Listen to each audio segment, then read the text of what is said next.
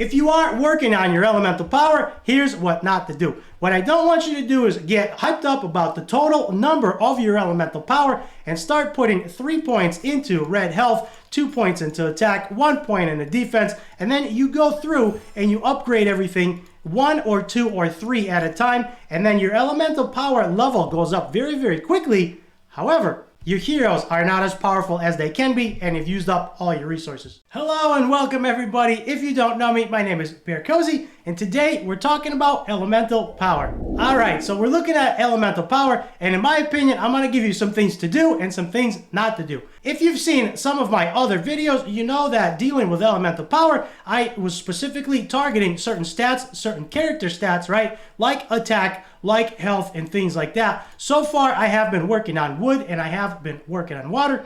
So when you are working on your elemental power, the simplest thing to do is get jacked up all about the number. You get all hyped up about the number, and you start putting onesies and twosies, 1 in here, 2 in there. Let's go ahead and get 1 here, 1 there. What ends up happening is your level starts to go up, and it ends up looking really nice because your totals are going up really, really quickly.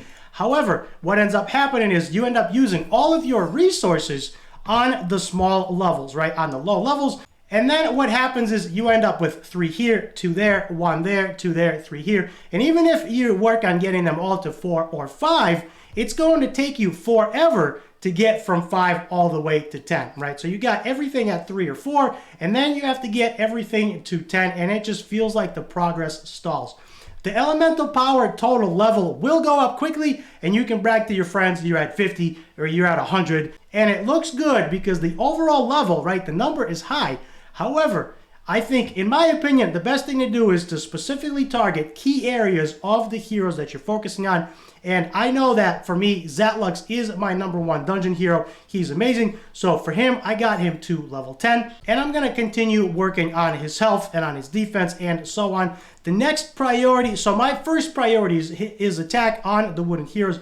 My next priority is attack on water heroes. And primarily because not only for my banker, if I show you my banker team, here's what it looks like. And most of my heroes, as you notice, in the banker are wood. I got a couple of fire heroes. I got Jacob and I got Florence. Most of the heroes, I got Bulin, who's wood. I got Erendil, Antonua, and Zatlux. Now, my B team doesn't do a whole lot of damage. My B team does about 300 to 400. My A team does about 1.5, 1.6 mil. And as you can see, I just hit over 2 mil, which is really, really good.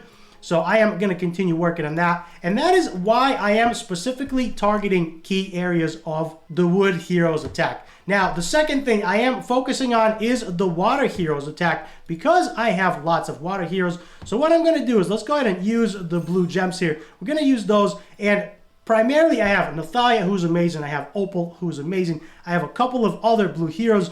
I don't think it's going to, Santis is a poisoner, so that's not going to affect her too much. But what you want to do, in my opinion, this is the best thing to do for my account. You be the judge of your account, is focus on one key area that you want to improve, and then you can work your way from there. So I have a little bit left to go to 10, and I'm going to be there any minute now because I can still buy some more of the gold elemental stones.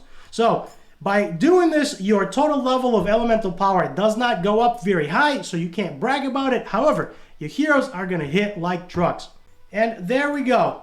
There is the last level for the water, which means the elemental power is upgraded all the way to 10, which means that my water heroes receive plus 30% to hero attack, which is awesome. So the next thing to do is figure out what is the focus. Now, for me, since I like playing arena, not too much, but I do like playing arena for the resources, I am going to focus on fire attack, and then I'm going to focus on fire health. Now, why fire health? The primary reason for that is brand. So I am going to work on the attack, of course, for those Mathasia teams. I kind of struggle against Mathasia teams, but I am in somewhere in Diamond, and I'm doing okay. I'm in Diamond 5, Diamond 4, and then I think my team arena is, it actually got reset since I just had the reset. It is Monday morning.